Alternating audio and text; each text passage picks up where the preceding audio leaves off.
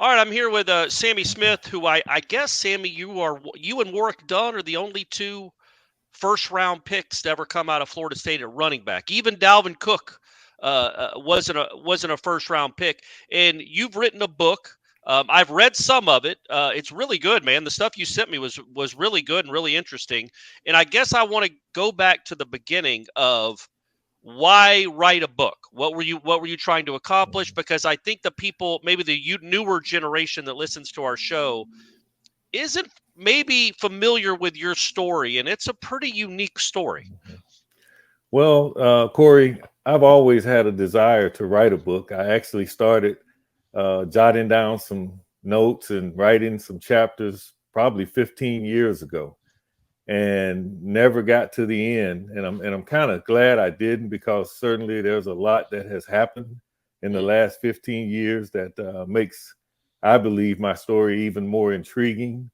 And so it was a labor of love. It was an opportunity for me to be able to get my story out and to share some, I thought, unique things that happened in my life, and some highs and some lows, and being able to come out on the other side of those things. And that's the message that I want to portray in the book, is to allow people to know that, man, you can endure some difficult times. And if you will surrender to them, surrender to Christ, man, and be willing to accept those challenging times and what you are supposed to learn from them, then you can be impactful to other people. And that's what we all want to do, is be able to write our own narrative.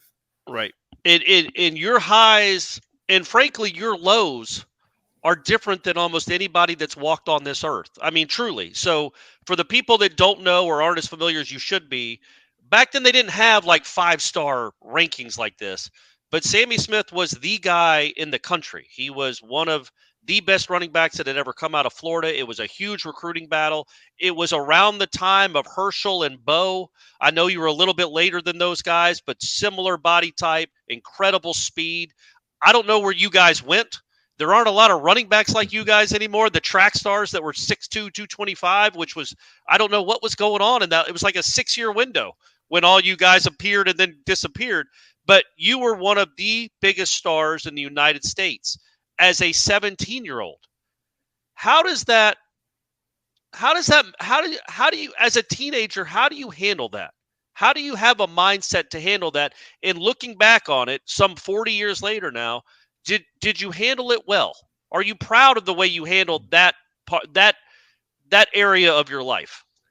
I think I am. I think I'm proud of the way I handled that portion. I Yeah, came from good parents. My yeah, mom and dad were tremendous. I've lost my dad now, but I had tremendous parents. We didn't have all the, um, things that are engaging to athletes and stuff now that they have to deal with. We didn't have NIL. yeah. We didn't have transfer portals. And so it was a different time. I think it was a little bit more manageable back then, easier to manage than it is now, because, you can lock in and focus on the school that you choose to go to, which, man, I was a Seminole. I love Right. Florida State and grew up loving Florida State. And so I knew where I wanted to uh, plant my feet and to be able to go and accomplish some things athletically, whether it be in track and field or football. But it's different now, though, Yeah. certainly. And I was going to say, do you feel kind of grateful in a way that you went through it in the mid '80s as opposed to the mid 2020s? It is a completely different animal now for these players and the attention they get at such a young age. Now you got attention, but honestly, Dion didn't get a ton of attention coming out of high school. He wasn't that big a deal. Maybe today he would have his own documentary team following him around before he arrives in Florida State. Do you feel like you grateful to what it was like back then in a way? I mean, NIL would have been nice now, Sammie. Don't lie. Now that would have been sweet. Well, back then there was a different kind of NIL that was illegal. Sure, sure, And I didn't take advantage of that. So let right. me be clear with that. But um, at the same time, man, football was just different then. I've just spent the last 7 years at Ole Miss working with their football program and, serving those athletes and the coaches there and, doing ministry and, character development there with those guys. And I've seen the change in those 7 years. Yeah. And quite honestly, it's just different, man. That had a lot to do with me wanting to come back to Florida and to work in the spirit that I'm in now, with FCA Outdoors, because I've seen so many changes that are happening around college football. And me personally, I like the old model. Now I'm not against guys getting compensated today, but man, it just makes the loyalty of these athletes and the coaches and the programs. You might buy a Florida State jersey of your favorite player this year, Corey, and God forbid next year he could be playing for the University of Florida. Yeah, I mean, and absolutely, God forbid. And it's like these Michigan State fans, they probably had some Keon Coleman jerseys. Now they're going to be watching him catch touchdowns for Florida State. And so going back to your playing career, and I really, what's so fascinating about your story, Sammie, is your post playing career is what's the most fascinating. And you were a first round pick. I mean, again, when I talk about guys that have not had highs on earth like you have, you're an All-American at Florida State. But even at Florida State, you weren't always on the mountaintop. You weren't always at your peak. You had a great year in 87. I know you had some injuries in 88. And then Dexter kind of he shares the backfield with you. And I'm sure you weren't maybe fired up about the way your career ended at Florida State, but at the same time, with you dealing with injuries, do you feel like you reached your potential at Florida State as a college athlete? No, I feel like I had so much more to give, and I had one more year that I could have stayed and played, but it was time. I felt like the market for me to get drafted was there. I enjoyed playing with Dexter. Don't get me wrong. I loved being able to share time with Dexter and Victor Floyd and all of our backfield. We were a group of guys that really loved and cared for each other. And, we didn't care about the numbers. All we really cared about was winning. And so I enjoyed playing with those guys, but I really, look back and, had I stayed another year, maybe I could have had a 1,600 yard season, but that's all in retrospect. I'm proud of my time at Florida State. I feel like I had the opportunity to be a part of some great teams that really started to put Florida State back on the mantle of competing, for championships, and then to watch the guys that did it right after we left was tremendous. I have a lot of pride in Florida State University and our football program there. Shout out to Dexter Carter, by the way. As we were talking about him, I forgot he was also a first round pick. Yes, he was. The 49ers got him, I think, in the last pick of the draft. I'm going to ask you some Sammie Smith, Florida State trivia. Do you know what team you ran for the most yards against in a single game? I believe it might have been East Carolina. Do you know how many yards? I think 244. There you go. See, me and you know the same amount about. And what was number two? What team was number two? Because I got this one locked and loaded, and it's never leaving the brain. Well, I know I had a couple hundred yards against Tulane one year. I had a couple hundred yards in the All-American Bowl. That's right, against Indiana. Yeah, I think Indiana might have been the second. Tulane, you had 212. I remember that. And then in Miami in '87, a game that really cost you guys a national championship, 189 against the national champs. You ran for 189 yards, one of like 600 or 700 yard games you had that year. And the last question about Florida State: should you have kicked the extra point? Well, in that Miami game. I know we got almost 35 years of hindsight now, but we wanted to win that game, Corey. Yeah. And if you were watching the sidelines, I think you probably would have saw me and maybe Dion and some other leaders, standing there with Coach Bowden and the guys that were going to make that decision. And we were telling them, we want to win the game. We didn't want to go for two. They had been pounding on us for quite a few years, and we wanted to leave it all on the field.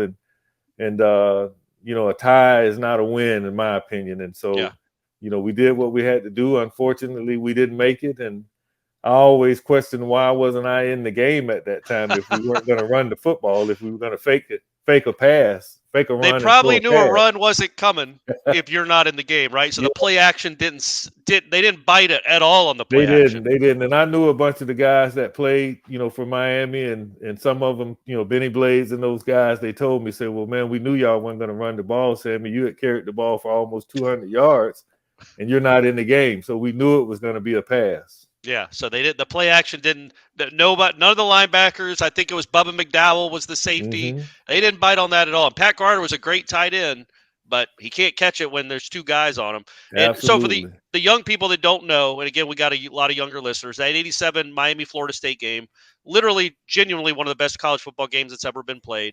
You guys kind of dominated them for 3 quarters. They had a big fourth quarter. You lose 26-25. You scored a touchdown with I want to say like 42 seconds left, something like that. You kicked the extra point, you would have tied it up 26-26 with about 40 seconds left. You went for two, didn't get it. And then Miami went on to win the national championship. Y'all finished with one loss. So did they. And back then there was no overtime. Yeah. So Corey, overtime wasn't an option. Corey, the only game I think in my Florida State career that I literally came in after the game and sat on my stool in my locker room and cried like a baby.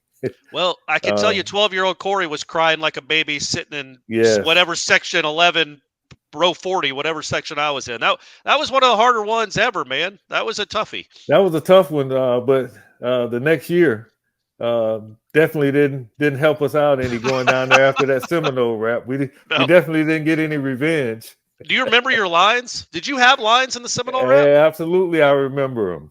Well, I'm not asking you to rap. You can just tell me what the line was because I don't remember it. My name is Sammie. I love to run. Just give me the ball and I'll get the job done because I'm 6'2", weigh 224. Just give me the ball and watch me score. Run a 9-400. Turn on the dime. Get in my way and it's power time. But I don't want to brag about this and that.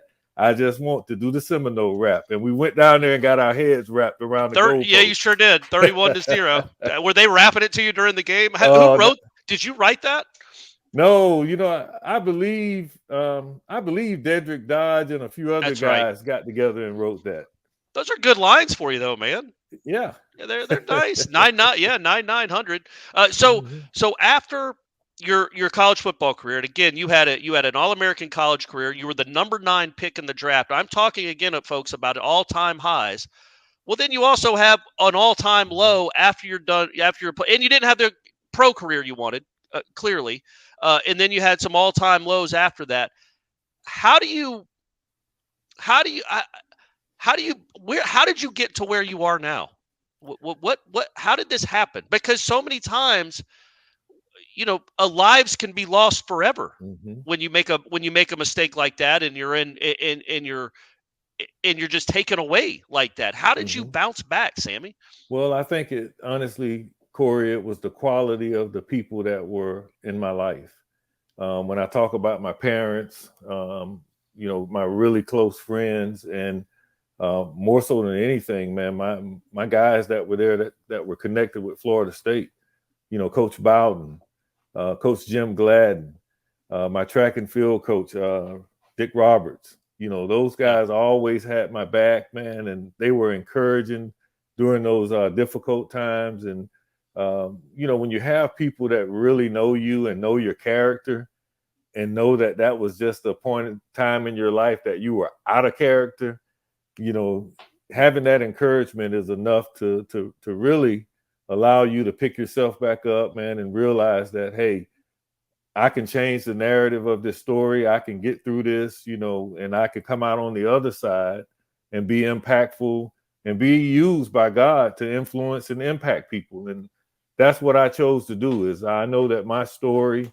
now and has been for some time been able to, impact lives and to help change lives and to change narratives and to let you know that, man, you can fall, right? Yeah.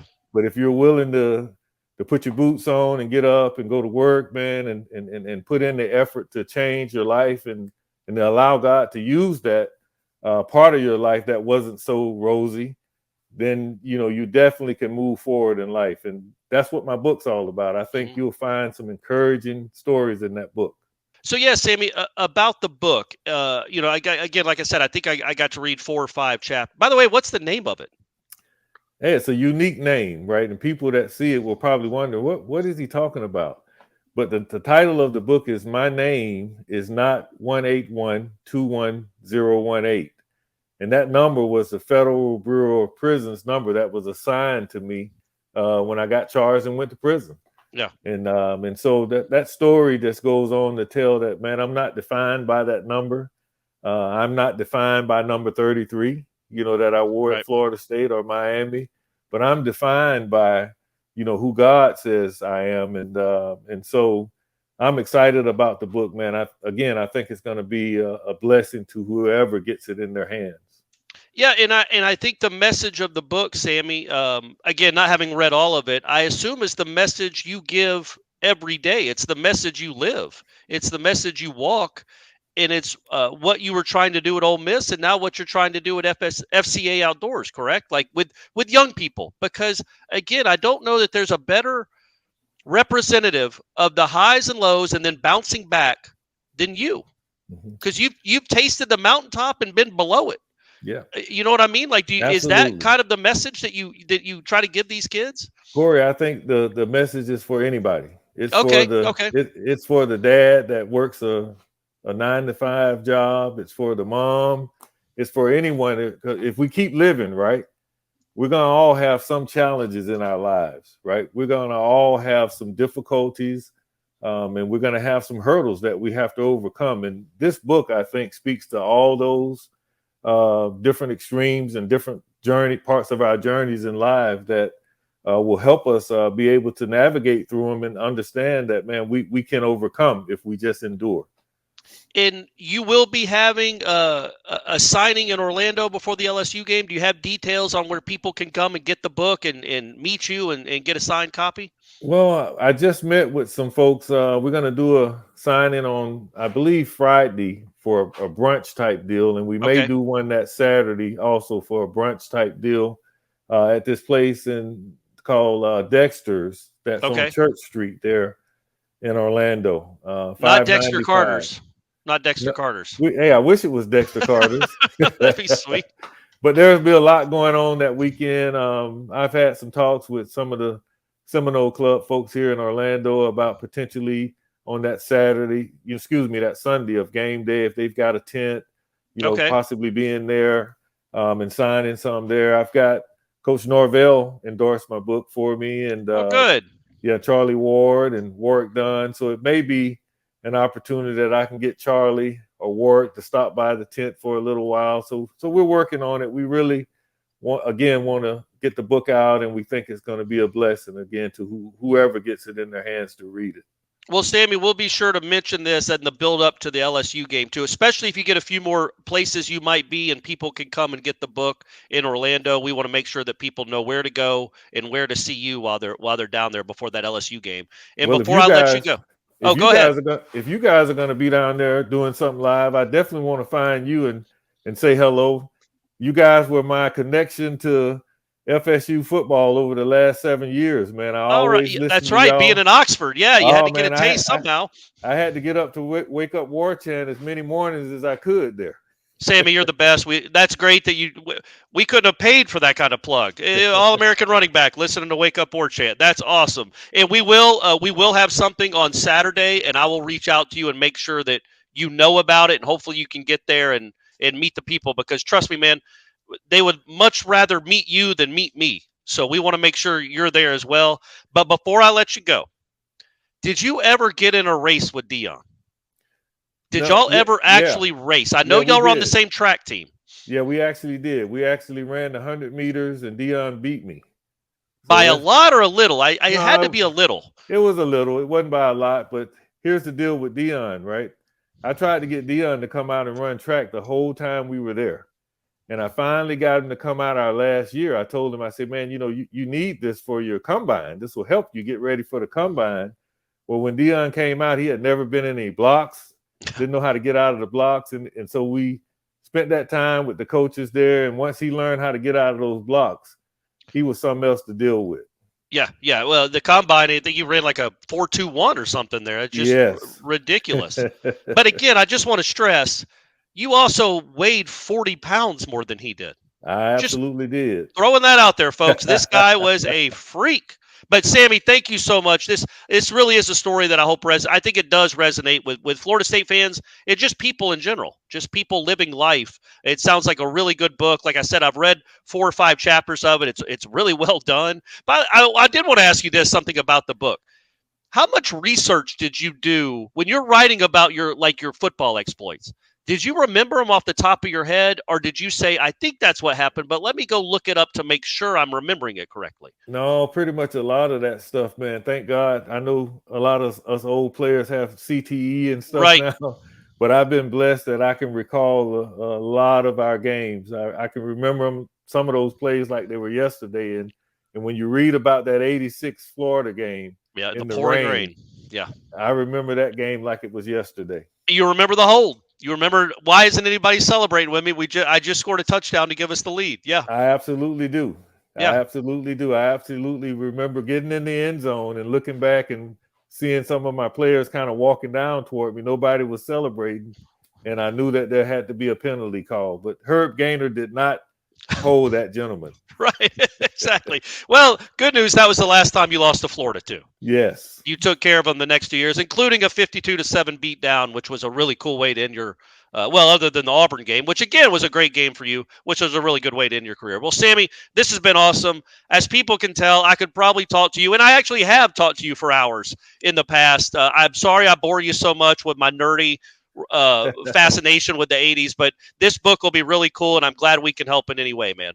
No, thank you, man. I look forward to seeing you guys at Corner Pockets this year when I There come to you go. Tallahassee. Nice, Sammie.